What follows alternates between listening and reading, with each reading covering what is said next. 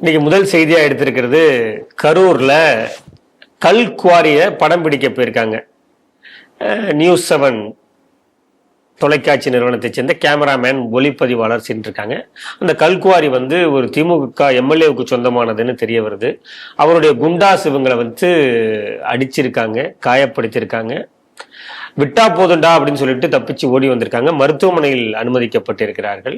இது இப்போ இன்றைய தினம் பெரிய செய்தி, பேசு பொருளாக இன்னைக்கு இருக்கிறது. இதுவரைக்கும் தலைவர்கள், அரசியல் தலைவர்களிடமிருந்து இதுக்கு கண்டன அறிக்கை வந்ததா தெரியல. இந்த செய்தி எப்படி பாக்குறீங்க? அந்த 10:05 அது சொன்ன இடம் தான் இல்லையா? 10 மணிக்கு நாங்கள் பதவி ஏற்றால் 10:05க்கு மணல் அழலாம் என்று சொன்ன அந்த பகுதி இல்லையா? தமிழகத்தில் எல்லாம் கள்ள மௌனமா இருக்காங்க, யாரும் பேசல என்று சொல்றீங்க. பேச மாட்டாங்க. தமிழக மக்களுடைய நலனை பற்றியோ, தமிழ்நாட்டுடைய நலனை பற்றியோ, தமிழ்நாட்டையே சுரண்டி எடுத்து கொள்ளையடிச்சாலும் உங்களுக்கு கவலை இல்லை. உங்களுடைய நோக்கம் கொள்ளையில பங்கு வேணும், அவ்வளவுதான். ஆட்சியில் பங்கு இல்லாவிட்டாலும் கொள்ளையில் பங்கு ஏதோ கொஞ்சம் அந்த ஒரு ஓரமா கொஞ்சம் தெளிச்சு விட்டா கூட போதும். ஏன்னா கோடானு கோடி, ஆயிரக்கணக்கான கோடானு கோடி அப்படிதான் சொல்லணும். பாருங்க, ரத்தம் சொட்ட சொட்ட ஒருத்தரை அடிச்சு 20 பேர் பைக்ல அடிச்சுட்டு போறாங்க. அப்ப எந்த அளவுக்கு ஒரு வெறி இருக்கணும், கொலை வெறி.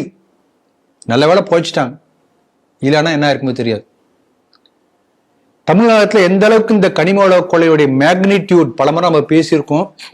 ஒரு 3-4 செய்தி மட்டும் நான் அப்படியே ஹெட்லைன்ஸ் மட்டும் படிச்சுட்டு போறேன், வேற செய்திகளை சொல்றேன், நீங்க ரிலேட் பண்ணிக்கலாம் எந்த அளவுக்கு மோசமா இருக்கு அந்த சூழ்நிலை என்பதற்காக.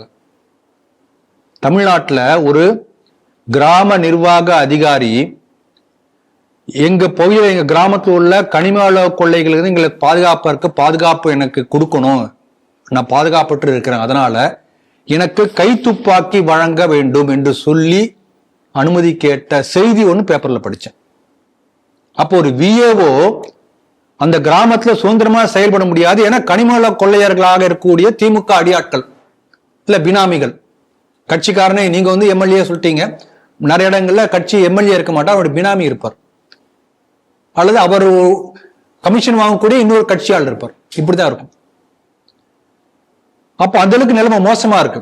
இது ஒரு செய்தி. நாம ஏற்கனவே செய்திகள் செஞ்சைகள்ல பார்த்திருக்கோம். லாரியாக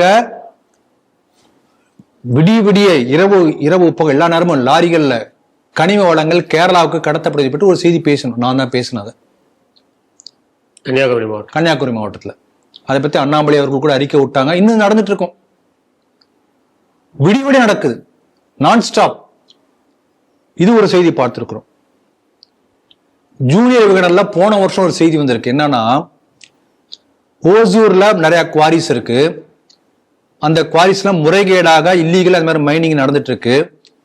அந்த மாதிரி இல்லீகல் மைனிங் எப்படி நடக்குதுன்னா, அந்த பகுதி எம்எல்ஏ கொஞ்சம் ஆசீர்வாதம் பண்றாரு. அப்படி ஆசீர்வாதம் பண்றதுக்கு அவர் கொஞ்சம் ஏதாவது போகும் பண்றாரு, கட்சி சேர்ந்தவங்க ஆசீர்வாதம் பண்ணும் இல்லையா? இப்படி அவர் ஆசீர்வாதம் பண்ணுவதன் மூலமாக அவருக்கு வருஷத்துக்கு சில 1000 கோடிகள் அவருக்கு வருவதாக 1000 கோடி எம்எல்ஏ போட்டு அட்டை படத்துல போட்டு ஃபுல் கவர் ஸ்டோரியே வந்தது ஒரு வருஷத்துக்கு முன்னாடி. இப்ப பாருங்க, அதுக்கப்புறம் மானநஷ்ட வழக்கோ இல்ல தப்பு என்ற அறிக்கையோ எதுவுமே வரல, இது வரைக்கும் வரல. நான் சொல்ல நடந்து 2 வருஷம் ஆச்சு இந்த செய்தி கவர் ஸ்டோரி வந்தது. அப்போ அது உண்மைன்னு எடுத்துக்கொள்ளலாம், ஒரு பேச்சு வச்சுக்கலாம், ஒரு வாதத்துக்காக. அப்ப அந்த எம்எல்ஏ ஆசீர்வாதம் பண்றதுக்காக அவருக்கு வரக்கூடிய தொகை ஒரு வருஷத்துக்கு 1000 கோடினா, உண்மையிலே ஓசூர் நடக்கூடிய கனிமவள கொலை எத்தனை கோடி? ஓசூர்ல மட்டுமே இத்தனை 1000 கோடிகள் கனிமவள கொலைனா தமிழ்நாடு முழுக்க எவ்வளவு இருக்கும்? ஜஸ்ட் இமேஜின் பண்ணி பாருங்க. சமீபத்தில் ஒரு செய்தி பார்த்தா, அலங்காநல்லூர் எதுக்கு ஃபேமஸ்? ஜல்லிக்கட்டு அப்படின்னு நினைச்சிருங்க. தப்பு. இரவு பகலாக மலையை உடைத்து சுரண்டுவதற்கு அலங்காநல்லூர் ஃபேமஸ் அப்படின்னு படத்தோட போட்டிருக்கான். எங்க அந்த கனிமவள கொள்ளை நடக்கும்போது அந்த வேட்டு வைப்பாங்க, வேட்டு வச்சு உடைச்சி அப்புறம் பாறை ஸ்லைஸ் பண்ணி அனுப்புவாங்க. அப்புறம் அது இது பண்ணுவாங்க, பாலிஷ் பண்ண மிஷின் கிரானைட் அனுப்புவாங்க. நடுராத்திரி 12 மணி 1 மணி வேட்டு வைக்கிறதுக்கே டைம் கணக்கு கிடையாது. இந்த ஆட்சி முடியறதுக்கு அந்த மலையே இருக்கக்கூடாது, மலையை முழுக்க பேத்து எடுத்து வித்து காசாக்கு, பாக்கெட்டர் உப்பு, அடுத்த ஆட்சி வருவோமோ தெரியாது. என்கிற அளவுக்கு வெறித்தனமாக அலங்காநல்லூர் மலைகளிலே 24/7 365 days வெடி வைத்து மலைகள் உடைக்கப்பட்டு விற்கப்பட்டு கொண்டிருக்கின்றன. இந்த மாதிரிலாம் பண்ணக்கூடாது அப்படின்னு நமக்கு தெரியும், அவனுக்கு தெரியும், நடந்துட்டு இருக்கு. இதே பாருங்க, இன்னொரு செய்தி. நெல்லை, தூத்துக்குடி, குமரி மாவட்டங்கள்ல 12 இடங்களில் சிபிஐ ரெய்டு பண்ணி சட்டவிரோதமாக கனிம வளம் நீங்க தோன்றீங்க சொல்லிட்டு ஃபைன் மட்டும் போட்டாங்க 5000 சில்லற கோடி. அந்த செய்தி நீங்க படிச்சிருப்பீங்க. ஃபைன் மட்டும் 5000 கோடிக்கு மேலனா அப்ப அந்த 3 மாவட்டங்கள் எந்த அளவுக்கு சட்டவிரோதமாக கனிம வள கொள்ளை நடந்திருக்கும். Just imagine. எல்லாம் நமக்கு தெரியாது எந்த அளவுக்கு போயிட்டு இருக்குன்னு பாருங்க. புதுக்கோட்டை மாவட்டத்தில் இதே போல ஒருத்தர் கேட்டார், லாரியை ஏத்து கொண்டுட்டாங்க. அந்த செய்தி நம்ம பேசியிருக்கோம். Thoothukudi VAO Urappanadu VAO. அது ஒரு பக்கம். புதுக்கோட்டையில் ஒருத்தர் இதே போல கொண்டு இருக்காங்க. சமீபத்தில் நடந்தது. ஒரு இஸ்லாமியர் இறந்து போன ஒரு இஸ்லாமியரோட பேர் ஞாபகம் இல்லை எனக்கு. அப்ப இந்த மாதிரி தட்டி கேட்டா கொலை. அது ஒரு போலீஸ்காரர் அதை பார்த்தார், இந்த கனிம வள கொள்ளையர்களுக்கு ஆதரவாக எழுந்திருக்க போலீஸ்கார் மேல தாக்குதல். இப்ப பத்திரிகை நிறுவனம் மேல தாக்குதல். அப்படிதான் நடந்துட்டு இருக்கு. ஆகவே எந்த அளவுக்கு தமிழகத்துல இந்த மாதிரி கொள்ளை நடந்துட்டு இருக்கு பாருங்க. இவங்கெல்லாம் நம்ம ஜாபர் சாதிக்னு ஒருத்தர், அவங்க வீட்டுல ரைடு போச்சு. உடனே என்ன பண்றாங்க, ஒருத்தர் பத்திரிகையாளர் போய் போட்டோ எடுக்க போறாரு. கட்சியை சேர்ந்த சிற்றரசு என்பவர் போட்டு அடிச்சு நொறுக்கிறார். மாவட்ட தலைவரா? ஆமா. ஆனா ஒரு பத்திரிகை வாய் திறந்து பேசல. இப்ப ஒரு பத்திரிகையாளர் என்ன, நியூஸ் தமிழா? பத்திரிகையாளர் கேமராமேன் தான் அடிக்கப்பட்டு கொடூரமா தாக்கப்பட்டிருக்கிறாரு. ஏதாவது ஒரு பத்திரிகை பேசிச்சா பாருங்க. எல்லாரும் எதிர்பார்க்கறது சென்னை பத்திரிகையாளர் மன்றத்திலிருந்து ஒரு பெரும் கண்டனம் வரும் அப்படின்னு எல்லாரும் எதிர்பார்த்துட்டு இருக்காங்க. இங்க தமிழ்நாட்டுல இதுக்கு முன்னால ஒரு கவர்னர் ஒருத்தர் பாவம் தாத்தா கூட டபுள் தாத்தா, அவர் சிங்கிள் தாத்தா கூட இல்ல.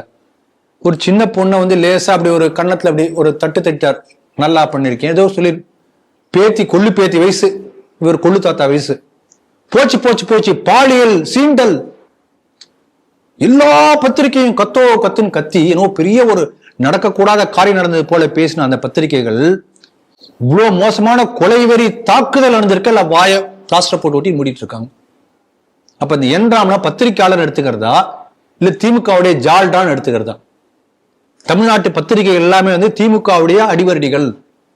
அவர் சொல்ல பிச்சையை எலும்பு துண்டா அந்த பிச்சையா போடக்கூடிய, சாப்பிட்டுட்டு பேசாம இருக்கக்கூடிய வாலாட்டிகள். அது தவிர எதுவுமே பத்திரிகையே கிடையாது அப்படின்னு பல பேர் பேசிக்கிறாங்க. அது உண்மையா தான் இருக்கும்னு நினைக்கிறேன். இல்ல நீங்க என்ன எதிர்பார்க்கறீங்கன்னு நான் கேட்கிறேன் சார். இப்ப என்ன பத்திரிகையாளர்கள் இந்த மாதிரி தாக்கப்பட்டதுனால இங்க இருந்து போய் தமிழக அரசை முற்றுகையிட்டு உடனே ஆக்ஷன் எடுக்கணும்னு எதிர்பார்க்கறீங்களா? இல்ல தினந்தோறும் நடக்கக்கூடிய எல்லா டிவி ஷோலயும் இதுதான் டிபேட் இன்னைக்கு பண்ணிருக்கணும்னு நீங்க எதிர்பார்க்கறீங்களா?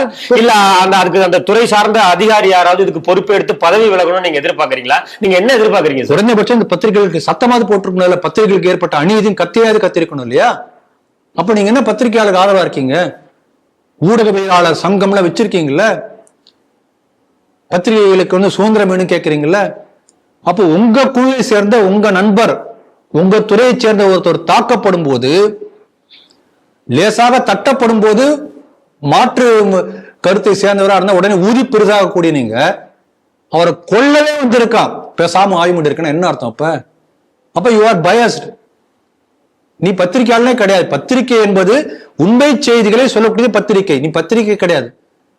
அவ எலும்பு தொண்டை வீசுறா, அந்த வீசுறதுக்கு ஏற்றபடி செய்திகளை மாற்றி சொல்லக்கூடியது இன்றைய தமிழக பத்திரிகைகள். ஆகவே இந்த செய்தி மூலம் 2 தெரியுது. ஒண்ணு, இன்னும் அடுத்து எத்தனை கவுண்ட் டவுன் சொல்லியிருக்காரு மோடி, இன்னும் எத்தனை நாள் எண்ணி தான் பார்க்கணும். 2 months எண்ணி நீங்க பாத்துட்டீங்க, நான் எண்ணி பார்க்கல. அந்த நாள் முடியறதுக்குள்ளார ஏன்னா திருப்பி வரமாட்டோமோன்னு சந்தேகம் வந்தாச்சு இவங்களுக்கு. எவ்வளவு முடியும் அவ்வளவு கொள்ளையடி, எல்லாத்தையும் சுரண்டு வித்து காசாக்கிடு என்கிற ஒரு வெறித்தனத்தோடு திமுக கட்சி செயல்பட்டு கொண்டிருக்கின்றது என்பது இந்த செய்தி தரக்கூடிய முதல் உண்மை. 2வது உண்மை என்று சொன்னால், தமிழகத்திலே பத்திரிகைகளே இல்லை. தினமலர் போல சில பத்திரிகை இருக்கு, அவ்வளவுதான். மற்ற பத்திரிகையே இல்லை. அத்தனையுமே திமுகவுக்கு வாலாட்டக்கூடிய, அது போடக்கூடிய எலும்பு துண்டை சாப்பிட்டு கொண்டு அது சரக்கூடிய செய்திகளை மட்டும் போடக்கூடிய பத்திரிகைகள் என்ற பெயரில் இருக்கக்கூடிய திமுக ஏஜென்ட்டுகள் தான் தமிழகத்திலே இருக்கின்றன என்ற உண்மையும் இந்த செய்தி நமக்கு சொல்லியிருக்கிறது.